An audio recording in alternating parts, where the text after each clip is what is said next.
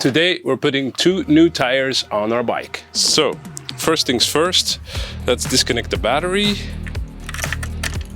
So basically every tire or every brake that still has this mechanism, they have a way of loosening it up. Let me show you.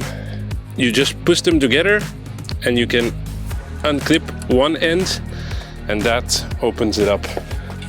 And that gives you room afterwards to get the wheel out. So push it together and unclip like so. Very simple. Front wheel is very easy, so we've unclipped this. Then we're just gonna open this one up and just it lifts out like that. The back wheel is a bit more tricky. Let me show you. So this bike is a rear wheel drive, so the motor is in the wheel itself, not where the pedals are. So we're gonna have to disconnect this first because this is the power that goes into the wheel hub. Now generally you'll have a connection like this one here that can just unplug like so, and then this can be taken off, and then we get access to the nuts that we can untighten to get the wheel out of the frame.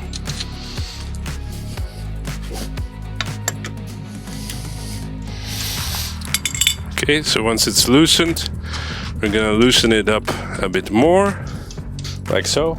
And then getting it out of the wheel, it's pretty easy. You just put a little bit of pressure like this, so that you get an opening here. You lift the wheel up, like so. And then you just move it out of the way. I've basically got this kit. I bought this off Amazon. I'll leave a link down in the comments below. Very simple, you can attach that to your bike and then you can very easily take it with you when you have a problem on the road. But I also just use the tools that are in there to do stuff like this. Next up, because this one's the worst and has the flat tire, we're just gonna put our one of them underneath here. Just gonna look for a spot. Make sure you only have the outside tire. So I've got one hooked behind that. Then we're gonna go down a couple of centimeters. And I'm just gonna do this again. That way you get a little bit of a lip here. And you can then use that lip to get the entire tire off. You can also go down here a little bit more, and the more you get off, the easier it gets. We want to take out our inner tube. Again, since I'm replacing everything, otherwise I would be much more careful. We are gonna unscrew the valve.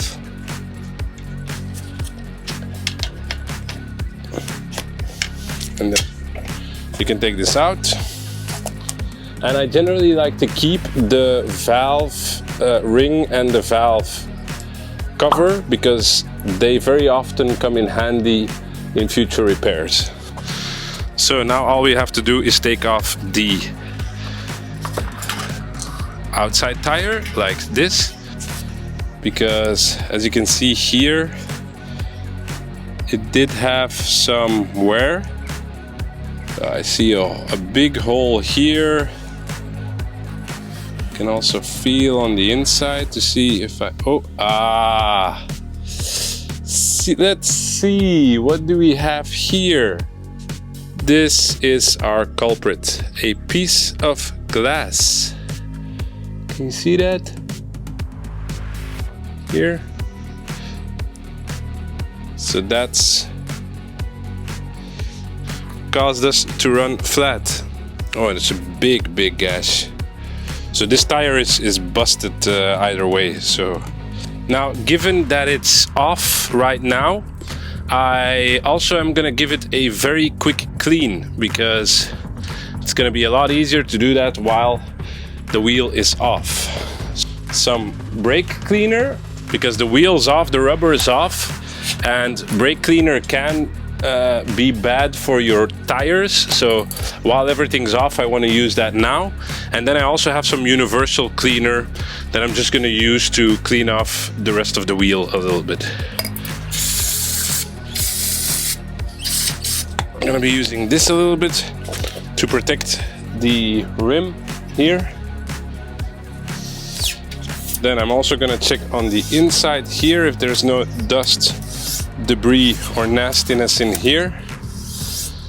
This looks really good, very clean on the inside. Let's see if we can find the valve hole, because that's a good reference point here. Then I'm going to use some brake cleaner all the way around the edge. That will help this metal to be nice and clean, and that reduces the annoying squeal that brakes often make.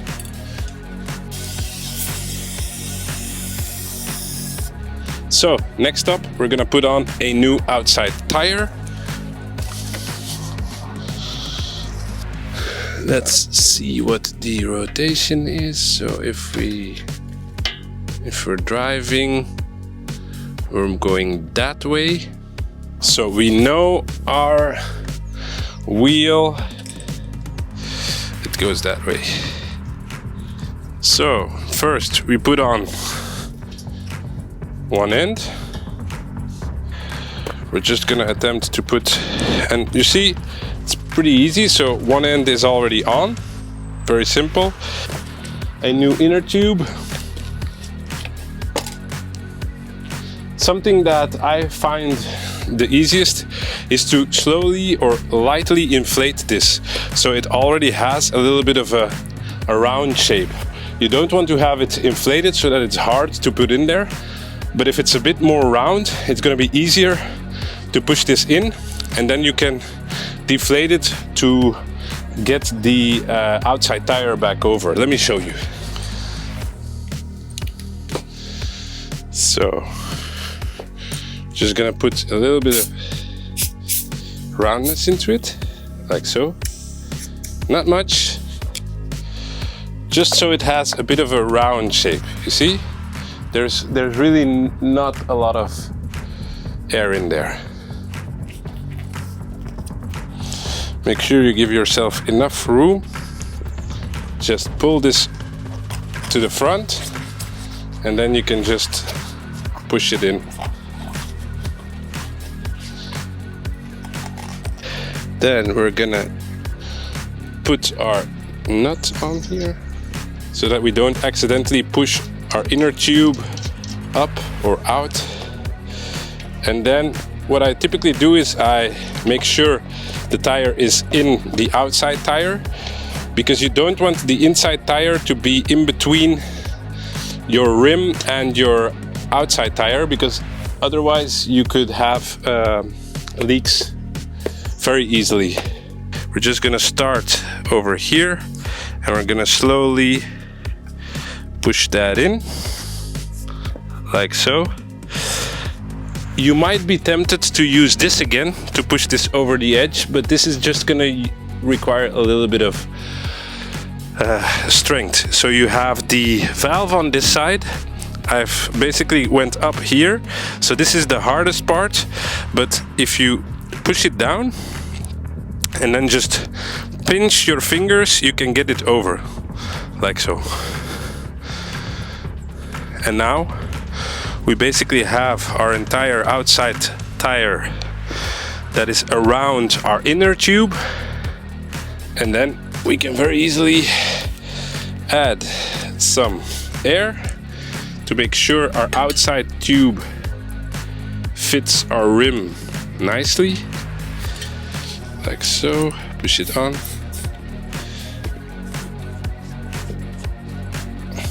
Make sure everything feels natural. So you can see it's a bit in here. We want to see that nice and round. So I want to pull this out a little bit. So we have this rim nice and even all along on both sides. We also want to make sure that our valve is out enough so that our pump can adhere and provide enough inflation power, I'll call it, like so.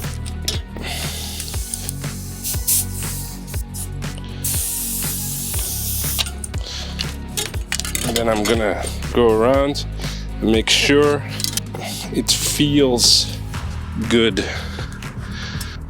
Yeah, definitely feels good. So this one says do not inflate more than 5 bars. That's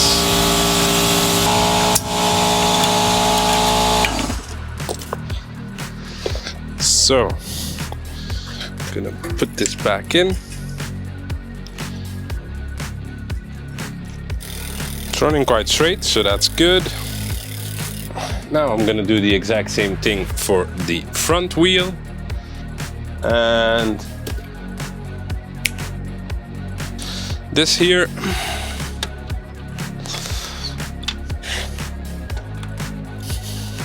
My dad always says, vast is vast, which means don't over tighten.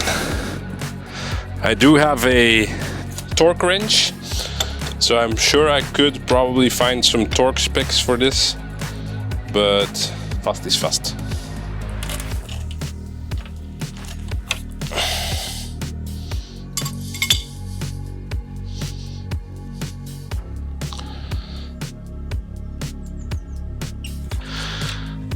Just close the brakes again. Very simple. Go over, in, and tighten it a little bit. Make sure nothing's rubbing. That seems pretty good. Feeling quite confident, so I'm already gonna put back the zip tie to make sure this cable is running against the frame nice and flush. Cut this off. You might be a bit hesitant to do a fix like this, but in all honesty, what did I use? I used a snipper, which you could also theoretically just use a scissor to snip a zip tie. I've used these like tire removers. I used 2 of them. I didn't even use these.